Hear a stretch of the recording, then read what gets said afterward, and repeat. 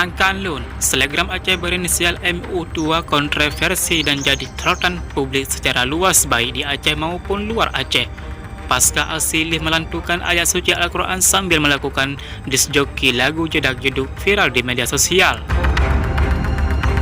Aksinya dan pakaian ketat yang digunakan mendapat kecaman publik secara luas sebab dipandang sebagai tindak penistaan agama dan mencoreng citra Aceh sebagai daerah serambi Mekah yang menerapkan syariat Islam.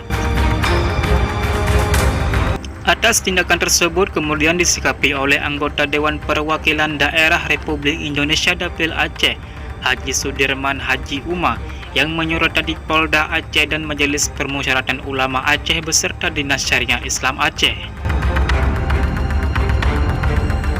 Menurut senator yang akrab disapa Haji Umar dalam keterangannya pada Rabu 15 Januari 2025, aksi selegram tersebut tidak dapat ditolerir dan mesti langkah hukum guna memberi efek jera kepada pelaku dan agar presiden serupa tidak lagi berulang ke depannya. Haji Umar menjelaskan langkah menyoroti pihak terkait ini karena adanya laporan dan aspirasi masyarakat yang merasa resah dan malu serta geram dengan perbuatan selegram Aceh tersebut. Dirinya menambahkan apa yang dilakukan menjurus kepada pelecehan dan penodaan agama sebagai diatur dalam pasal 156 Kitab Undang-Undang Hukum Pidana.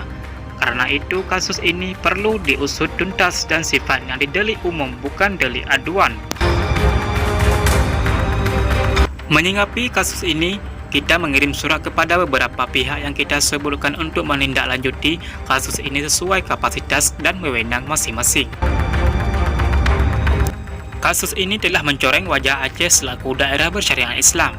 Karena itu proses hukum mesti berjalan agar adanya efek jera, tegas Haji Umar. Di akhir penyampaiannya, Haji Umar menilai terlepas yang bersangkutan telah meminta maaf atas perbuatannya, namun proses hukum mesti tetap berlanjut. Hal ini juga menjadi pembelajaran bagi semua pihak, khususnya generasi muda di Aceh bahwa kita hidup di negara hukum, ujar Haji Umar. Hanya sekian, Net TV mengabarkan.